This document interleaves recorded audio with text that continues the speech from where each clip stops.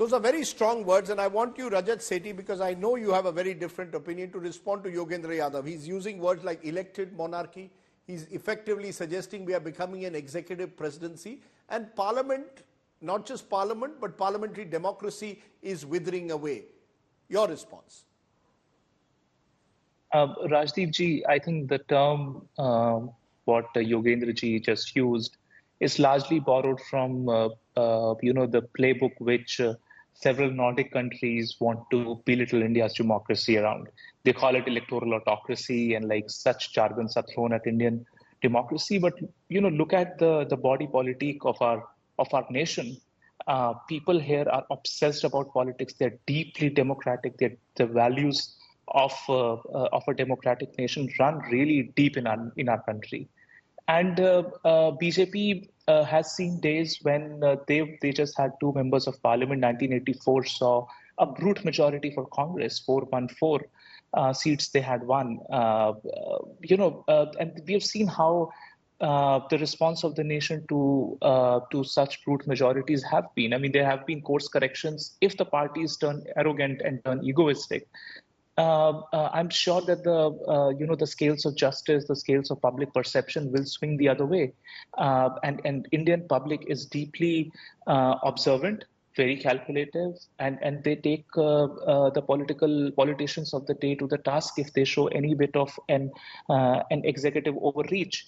What I'm seeing is that Prime Minister Modi, who himself has 50 years of political experience, understands these nuances really well. Where I feel the problem is it is a recession in the opposition at large. The length and breadth across the nation, the opposition parties are losing out on the issues. They don't know which issues should they raise. After the 3rd of December results, they have literally turned, most of their thesis has been proven wrong. Right now, they're struggling on total bankruptcy of ideas. They're staring at that. They're just left with nothing.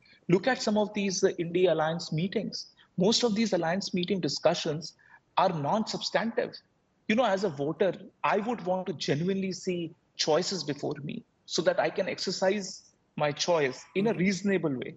But I don't see that choices at all. But does that in any way justify the suspensions in Parliament? No, are the suspensions a symptom of a desperate opposition, or are the suspensions a symptom of a monarchical government? There are two views. One is you're saying the opposition is desperate. The other view is the government is becoming autocratic. See, that's taking it too far. I mean, calling it a monarchical democracy or whatever two oxymoronic words are put together, it doesn't mean anything, basically. See, opposition has left a void, a huge vacuum, and an incumbent power, which is almighty, is going to grab every square inch that is left. And that is where the problem of opposition is. When you are in the pits, when you have to fight it out, your political lexicon, your tools, your techniques, everything has to change. What Congress is not able to understand, and its allied partners, is how to come out of this situation. That requires more application of mind. And this is where they are failing. In my opinion, Congress should go back to the drawing board. This is a different sort of a parliamentary setup in which the rules are being followed to the strictest possible way. I mean, these rules of not going to the well with a placard are all well established. Earlier, parliaments used to be a mockery that way. There were hardly any efficiency. Today, look at the efficiency of parliament. It runs at above 90% efficiency.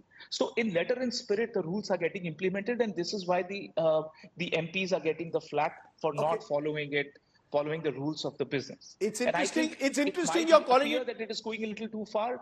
But you've left the space for BJP to come in and trample on on the voids that you're leaving over and over again.